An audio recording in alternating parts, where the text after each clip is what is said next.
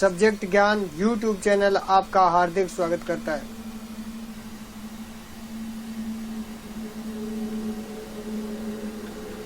Subject ज्ञान YouTube channel को like, share, comment कीजिए और सब्सक्राइब करके बेल आइकन दबाइए।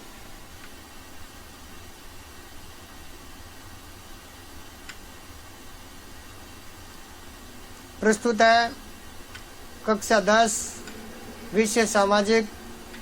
मैं भंवरलाल मीणा और मेरे साथ टेक्निकल टीम के रूप में कार्य कर रहे हैं श्रीमान श्रीराम जी जाखड़।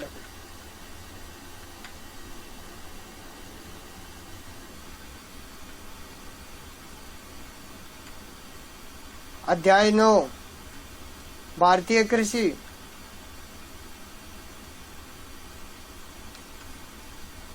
परिचय। भारत कृषि प्रधान देश है। यहाँ पर कुल जनसंख्या का 54.6% भाग प्रत्यक्ष रूप से कृषि पर आश्रित है तथा देश के सकल घरेलू उत्पाद का 17.4% भाग कृषि से प्राप्त होता है। भारत में कृषि कार्य जीवन निर्वहन के लिए किया जाता है, जिसमें कृषक अपनी परंपरागत तकनीकी के द्वारा कृषि भूमि पर उदर पूर्ति हेतु खाद्यान्न फसलों को उगाता है, जिसमें अतिरिक्त भाग को बेचकर अन्य आवश्यक उपभोग की वस्तुएं प्राप्त करता है। भारत में कृषि कार्य लगभग 7000 वर्ष पूर्व मोहनजोदड़ो तथा सरस्वती सिंधु सभ्यता से होता रहा। इस कृषि कार्य पर समय, काल तथा परिस्थिति के प्रभाव के कारण इसके स्वरूप तथा विविध आयामों में परिवर्तन होता रहा। इस कारण से भारतीय कृषि के विविध स्वरूप हैं। इन विविध स्वरूपों को निम्न आधारों के अनुसार वर्गीकृत किया जाता है। भारतीय कृषि के विविध रूप। पहला, भारतीय कृषि के ऋतुओं के आधार पर रूप। भारत में कृषि को ऋतुओं के आधार पर 3 भागों में बांटा गया है। पहला खरीफ फसल, दूसरी रबी फसल और तीसरी आपकी जायद फसल। इन 3 फसलों के रूप में इनको बांटा गया है। बात आती है खरीफ फसल की। ऐसी फसलें जो जून जुलाई में बोई जाती है तथा अक्टूबर नवंबर में काटी जाती है। फसलों में चावल, मक्का, बाजरा, मूंगफली, मूंग, उड़द, गन्ना, सोयाबीन इत्यादि प्रमुख है। ये फसलें मानसून से होने वाली वर्षा पर निर्भर करती है, परंतु वर्तमान में कुछ भागों में सिंचाई के द्वारा भी बुआई की जाती है। दूसरी आती है रबी। ऐसी फसलें जो अक्टूबर नवंबर में बोई जाती है तथा मार्च अप्रैल में काटी जाती है। ऐसी फसलों में गेहूं, चना, जौ, तिलहन, अलसी, सरसों, जीरा, धनिया, अफीम, इसबगोल की फसलें प्रमुख है। इसमें अधिकांश फसलें सिंचाई के विविध स्रोतों से उत्पादित होती है। तीसरी आती है आपकी जायद। इसमें मुख्य रूप से हरी सब्जियां एवं चारे की फसलें होती है, जिसे फरवरी अप्रैल में बोई जाती है और जून जुलाई में काटी जाती है। इसमें तरबूज, लौकी, ककड़ी, खीरा आदि की फसलें ली जाती है। भारत में कृषि विधियों के उपयोग के आधार पर खाद्यान्न फसलें ऐसी फसलें जिनका उपयोग खाने व भोजन बनाने में किया जाता है, जैसे चावल, गेहूं, मक्का, ज्वार, बाजरा, जौ व दालें इत्यादि प्रमुख है। व्यावसायिक या औद्योगिक फसलें ऐसी फसलें जिनका उपयोग व्यावसायिक कार्यों के लिए या उद्योग में कच्चे माल के रूप में किया जाता हो, इन्हें मुद्रादायनी फसलें कहा जाता है। इसमें गन्ना, कपास, जूट, तंबाकू तथा तिलहन आदि फसलें सम्मिलित की जाती है।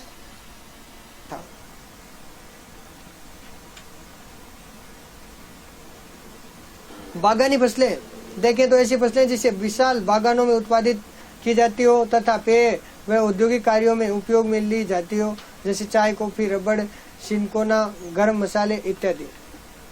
उद्यान फसलों की बात करें तो इसमें फल व सब्जियों को सम्मिलित किया जाता है। भारत की प्रमुख खाद्यान्न फसलों की यदि बात करें तो गेहूं उत्तरी भारत की प्रमुख रबी फसल जो भारत के समशीतोष्ण भागों में बोई जाती है, जिसके लिए 100 से 200 सेंटीग्रेड तापमान तथा 25 से 75 सेंटीमीटर वर्षा तथा हल्की दोमट व चिकनी मिट्टी उपयुक्त मानी जाती है। भारत का 70% गेहूं उत्पादन पंजाब, 21% हरियाणा, 6.17% उत्तर प्रदेश और 32.68% तथा अन्य राज्यों में मध्य प्रदेश, राजस्थान, बिहार में किया जाता है। राजस्थान में गेहूं का उत्पादन गंगानगर, हनुमानगढ़, अलवर, भरतपुर, कोटा, जयपुर आदि में किया जाता है। और आदि के बाद में तीसरा भारत है, वो गेहूं उत्पादन की दृष्टि से विश्व में चीन और अमेरिका के बाद में तीसरा बड़ा देश है। भारत में हरित क्रांति के प्रभाव से उत्पादकता तथा उत्पादन क्षेत्र में वृद्धि के कारण से आज देश आत्मनिर्भर है। बात करते हैं इसी कड़ी में आगे, तो आपका आता है चावल। चावल भारत की मुख्य खाद्यान्न फसलों में से एक है। यह फसल वर्षा ऋतु में देश के अधिकांश भागों में बोई जाती है, इस कारण यह खरीफ की मुख्य फसल है। भारत में चावल की पैदावार उष्ण कटिबंधीय भागों में तथा तापमान 190 से 270 सेंटीग्रेड तथा वर्षा 75 से 200 सेंटीमीटर के बीच में होती है, उन भागों में की जाती है। इस फसल के उत्पादन के लिए नदी घाटी क्षेत्रों की चिकनी, दोमट तथा कछारी मिट्टी उपयुक्त मानी जाती है। भारत के मौसम के अनुसार वर्ष भर चावल की 3 तथा कछारी मिट्टी उपयुक्त मानी जाती है। भारत में मौसम के अनुसार यदि देखें तो वर्ष भर में चावल की 3 फसलें, अमन फसलों का यदि मानसून देखें तो ओस, बोरो को पैदा किया जाता है। यद्यपि देश का 86% उत्पादन अमन अर्थात मानसून काल में होता है, इस कारण इसे खरीफ की फसलों की श्रेणी में रखा गया है।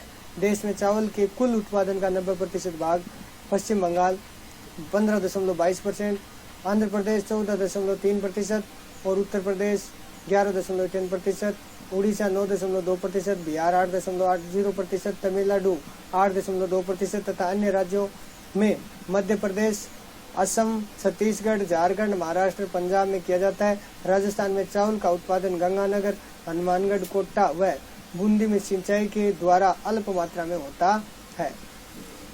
बात करते हैं मक्का की, तो यह खाद्यान्न फसल के साथ साथ औद्योगिक फसल है जो स्टार्च व ग्लूकोज निर्माण करने वाले उद्योगों को कच्चा माल प्रदान करती है। साथ ही चारे व खाद्यान्न के रूप में भी ये काम में आती है। बात करते हैं इसी कड़ी के अंतर्गत आगे, तो देखेंगे भारत में उत्पादित की जाने वाली चावल के बाद ये दूसरी प्रमुख खरीफ की फसल है, जो 17वीं शताब्दी में पुर्तगालियों के द्वारा भारत में इसे लाया गया था, परंतु इस फसल का उत्पादन कम होने के कारण इसका निर्यात नहीं किया जाता।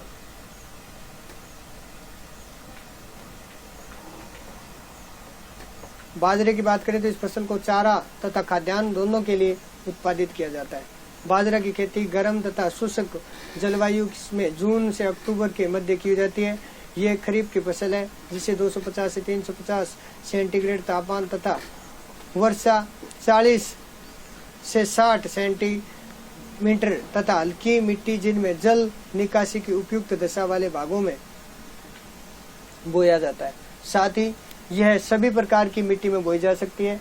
देश में कुल बाजरा के उत्पादन का राजस्थान 42%, महाराष्ट्र 20%, गुजरात 12.5%, उत्तर प्रदेश 11% व शेष भाग अन्य राज्यों में आंध्र प्रदेश, मध्य प्रदेश, कर्नाटक व पंजाब में किया जाता है। राजस्थान में बाजरा का उत्पादन जोधपुर, बाड़मेर, जैसलमेर, बीकानेर, सीकर, गंगानगर, सीकर, झुंझुनू, अलवर, जयपुर तथा जालौर जिलों में किया जाता है। भारत का उत्पादन की दृष्टि से विश्व में प्रथम स्थान है। भारत की प्रमुख दलहन फसलों की बात करें तो भारत की अधिकांशतः जनसंख्या शाकाहारी है, इस कारण प्रोटीन के स्रोत के रूप में दालों का उपयोग किया जाता है। साथ ही दलहन की फसलों को किसानों द्वारा भूमि की उर्वरता बनाए रखने के लिए भी बोया जाता है।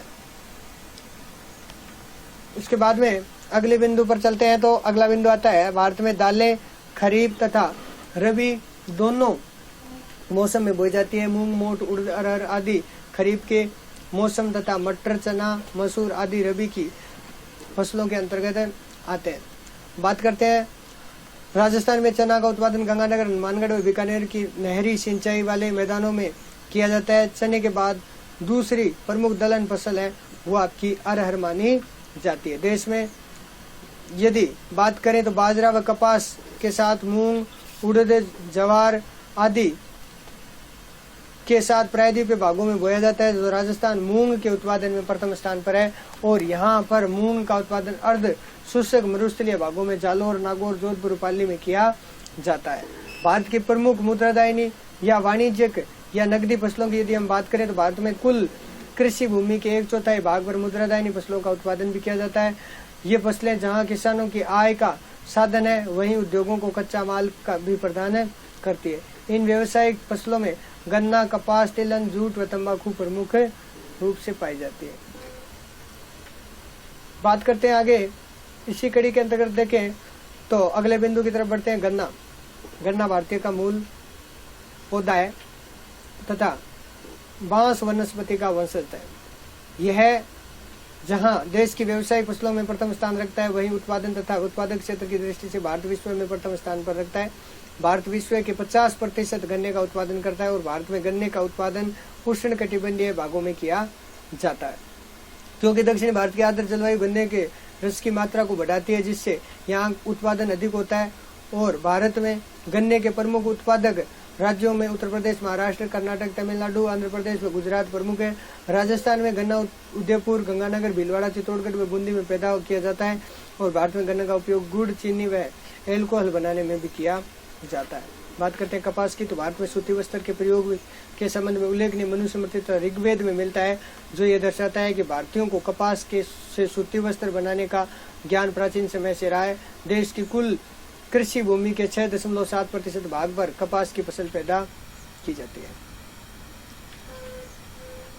अगला बिंदु आता है इसी कड़ी के अंतर्गत देखें तो भारत में कपास खरीफ के मौसम में बोया जाता है और इस फसल के लिए तापमान 200 सेंटीमीटर से 350 सेंटीमीटर के मध्य तथा वर्षा 80 से 150 सेंटीमीटर तथा गहरी तथा काली मिट्टी व चूने व पोटास की मात्रा वाली भूमि उपयुक्त मानी जाती है। भारत में कपास की 3 फसलें बोई जाती है, लंबे व महीन रेशे वाली कपास, और दूसरी आपकी मध्य रेशे वाली कपास, और तीसरी छोटे रेशे वाली कपास, जो कि कुल उत्पादन का 90% भाग है, जिसे देश के सभी राज्यों में अल्प मात्रा में बोया जाता है।